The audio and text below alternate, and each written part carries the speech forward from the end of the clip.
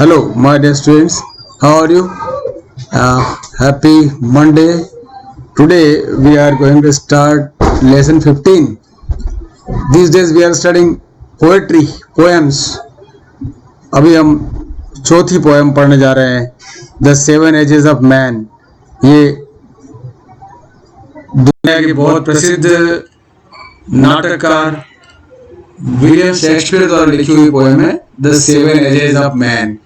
आदमी के जीवन के 7 भाग, 7 अवस्थाएं, एजेस।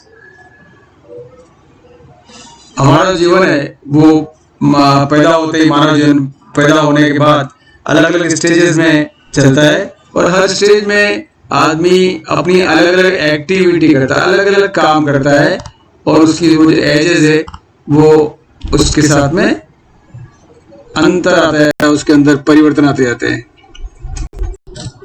हमेशा की तरह हम पढ़ेंगे अबाउट द पोएम।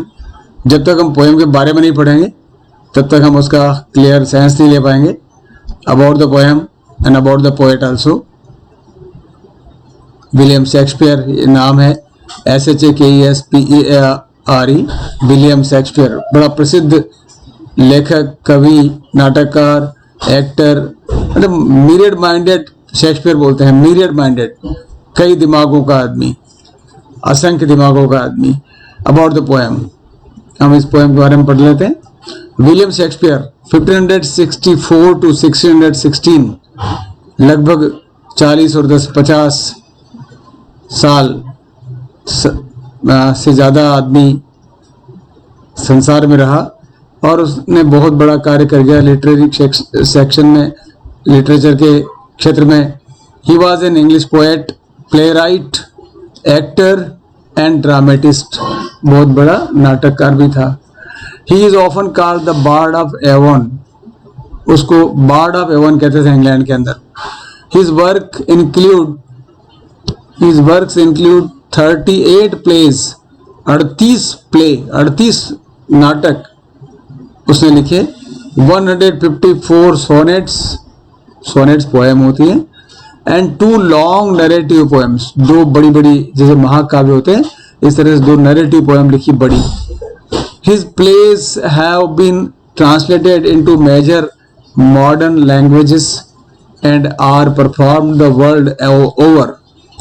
उनके द्वारा लिखे गए नाटकों को दुनिया की जो वर्तमान भाषाएं हैं उनमें अनुवाद किया गया, ट्रांसलेटेड, अनुवाद किया गया कई सारी भाषाओं में वर्तमान में जो चल रही है, और उनके नाटक को परफॉर्म किया जाता है सारे संसार में। Shakespeare produced most of his famous works between 1589 and 1613। इस अवधि में उन्होंने अपने ज़्यादातर काम किए, ज़्यादातर रचनाएं लिखी। His plays were primarily comedies, सुखांतिकाएं, comedy, histories, tragedies and tragicomedies. दुखांतिकाएं और सुखांतिकाएं, दुखांत शुरू होता और अंत में जाके वो सुखांत समाप्त होता। Hamlet, Othello, King Lear, Macbeth, as you like it, ये उनके वर्क्स हैं, ये उनके प्लेज हैं ये। And the merchant of Venice, बहुत प्रसिद्ध नाटक रहा हुआ है द मर्चेंट ऑफ वेनिस। ये जूस और ईसाइयों के बीच में झगड़े की बड़ी कहानी होती है, बड़ी प्रसिद्ध कहानी है ये, प्रसिद्ध प्ले है, ये नाटक है, ये फर्स्ट ईयर में लिटरेचर में शायद है अभी। They are considered to be some of his finest plays, बहुत अच्छे प्लेस माने जाते हैं। This poem is a monologue, ये मोनोलॉग है, एक ही आदमी बोलता है इस घटना का, एक ही आदमी वर्णन करता है, मोनोलॉग, एकल। Taken from a famous Shakespearean comedy, जो नाम अभी पढ़ा हमने, एज यू लाइक इट, उनकी एक कॉमेडी है सुखांतिका, उस कॉमेडी में से ली हुई है। ये जो पोएम है ना वो उसमें से ले रखी है, उसका एक पार्ट है, टेकन फ्रॉम। ये इंडिपेंडेंट पोएम नहीं है बल्कि it is taken from the play as you like it. It is spoken by melancholy Jaques. उसमें जैक्विस नाम का एक पात्र होता है, दुखी आत्मा होता है। मेलंकली माने सोरोफुल पर्सनालिटी, जो दुखी होता है, वो जैक्विस ये बोलता है, जैक्विस का मोनोलॉग है। अकॉर्डिंग टू द पोएट, अब जो इस पोएम में है वो बात बता रहा है कि according to the poet man's life can be divided into 7 stages. आदमी का जीवन 7 स्टेजेस से बांटा जा सकता है, जो इससे नाम है इस पोएम का। वो 7 स्टेजेस कौन सी होती हैं? इन्फेंट, शिशु, स्कूल बॉय, थोड़ा बड़ा होने पे स्कूल जाने वाला बच्चा, लवर, जब वो 15-17 साल की उम्र में होता है, किशोर अवस्था में, तो उसके अंदर प्रेम पनपता है किसी मित्र के प्रति या अपनी प्रेमिका के प्रति। देन सोल्जर, थोड़ा बड़ा होगा तो सेना में भर्ती। इंग्लैंड के अंदर तो कंपलसरी है फौजी एजुकेशन और फौजी सेवा करना, फौज में सेवा करना अनिवार्य है वहाँ पे, तो इसलिए वहाँ की कल्चर के अकॉर्डिंग वो सोल्जर बनता है। फिर सोल्जर से रिटायर होकर जस्टिस, वो एक अनुभवी और न्यायपूर्ण व्यक्ति बन जाता है।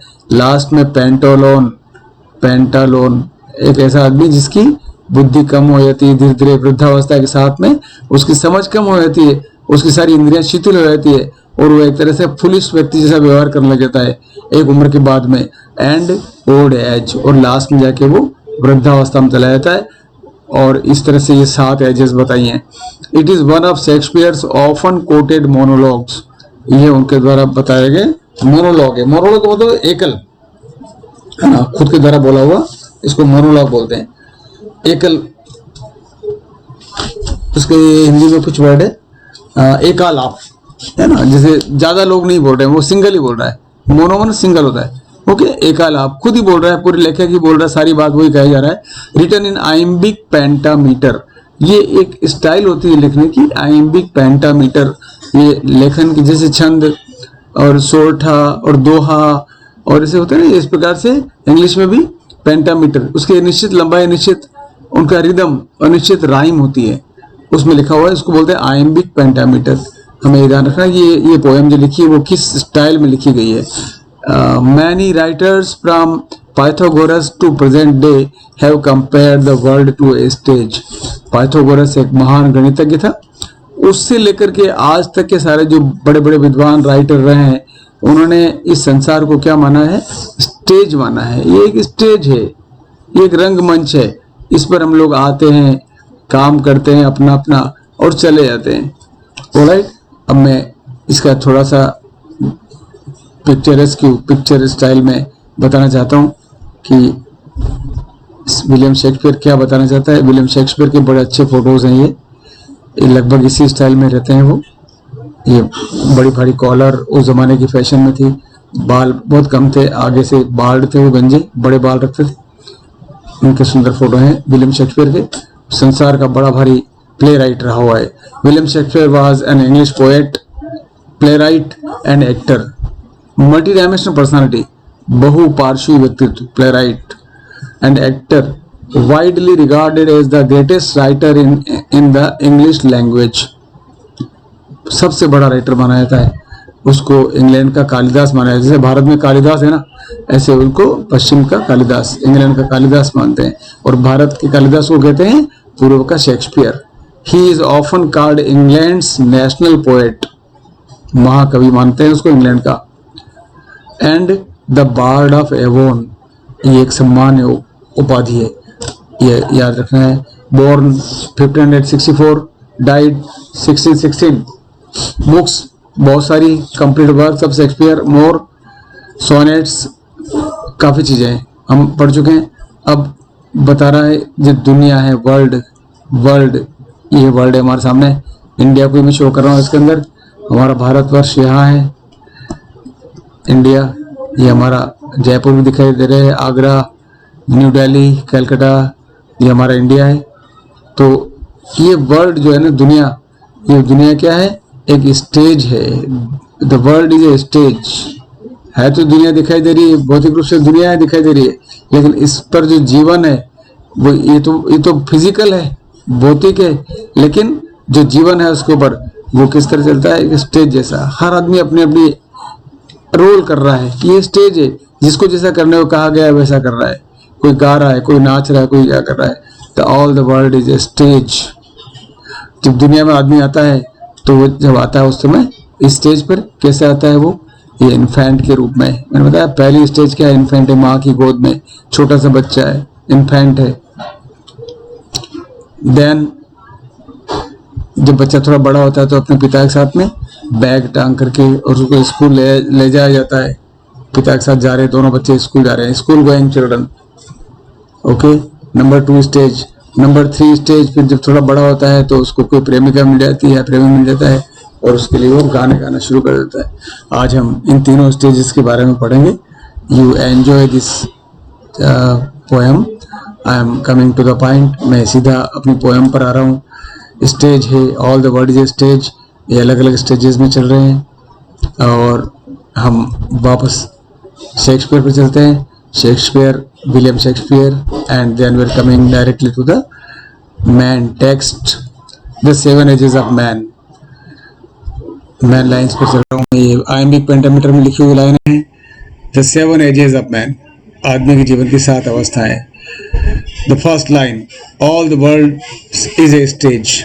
वर्ल्ड इज ए स्टेज, सारी दुनिया एक स्टेज है। All the world is a stage, एक स्टेज है, ये रंगमंच है। And all the man and woman merely players, only players, केवल वो क्या है, प्लेयर्स है। इस पर अपना रोल अदा करने वाले प्लेयर हैं, प्ले कर रहे हैं अपना अपना। They have their exits and their entrances, वो आते हैं अंदर स्टेज पे और रवाना हो जाते हैं। And one man in his time plays many parts. आदमी जब दुनिया में आता है, कोई भी आदमी जब बच्चे के रूप में आता है तो अपनी लाइफ के टाइम में मैनी पार्ट्स कई पार्ट्स अदा करता है, many parts. His acts being 7 ages, और वो जो पार्ट्स हैं उसके, जो उसके कार्य हैं, वो 7 एजेस में होते हैं, 7 अवस्थाएं होती है उसकी लाइफ की। एट फर्स्ट द इन्फेंट, मैंने बताया बच्चा अपनी माँ की गोद में, मासूम बच्चा जो बिल्कुल ही मासूम है, अनजान है किसी भी चीज से, एकदम भोला भाला है, अपनी माँ की गोद में।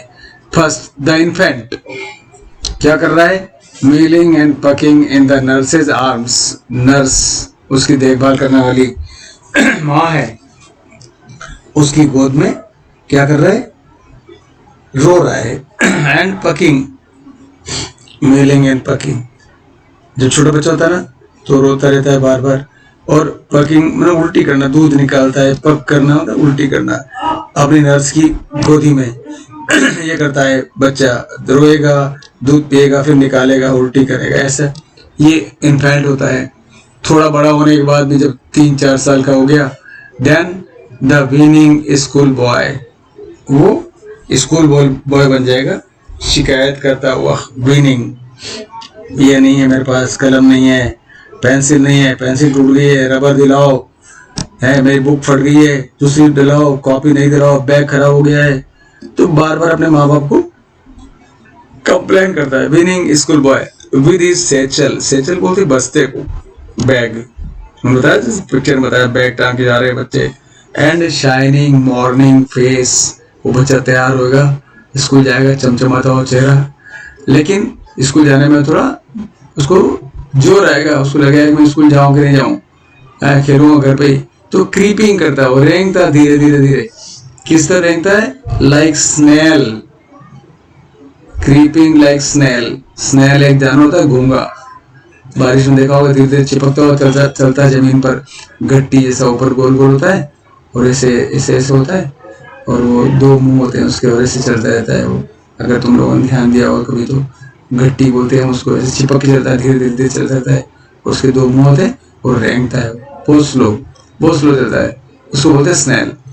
तो वो ऐसे चलता है धीरे धीरे, उसको जानता है कि स्कूल जाऊंगा तो पढ़ना पड़ेगा, तो क्रीपिंग करता है। और वो अनविलिंग होता है, स्कूल जाने में इच्छुक नहीं होता, अनविलिंग टू स्कूल जाने में इच्छुक नहीं होता। एंड देन माँ बाप उसको जबरदस्ती भेजते हैं, अनविलिंग है वो। एंड देन द लवर, थोड़ा बड़ा होगा, 15-16 साल की उम्र होगा, तो उसमें प्रेम पनपेगा अपने मित्रों के प्रति। And sighing like the furnace, और भट्टी की तरह वो आहें भरेगा। ये सिमिली है, simile upma, comparison. sighing like the furnace with a woeful ballad, वो एक दर्द भरा गीत गाएगा।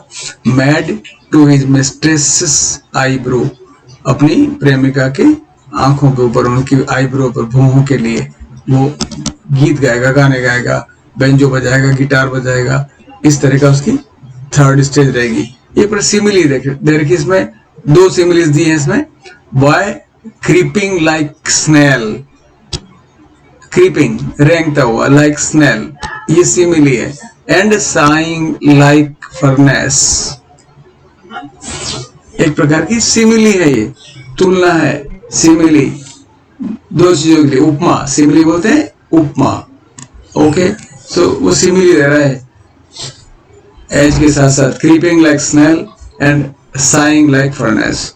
Okay, so this is the third stage when he is singing a song for his mistress, अपनी प्रेमिका के लिए वो गीत गाता है। This is the third stage. Okay, I stop it here. Enough today. We will have some questions based on this part. We will continue tomorrow the next 4 stages of man's life. Alright, good luck. Take care of yourself. All the best.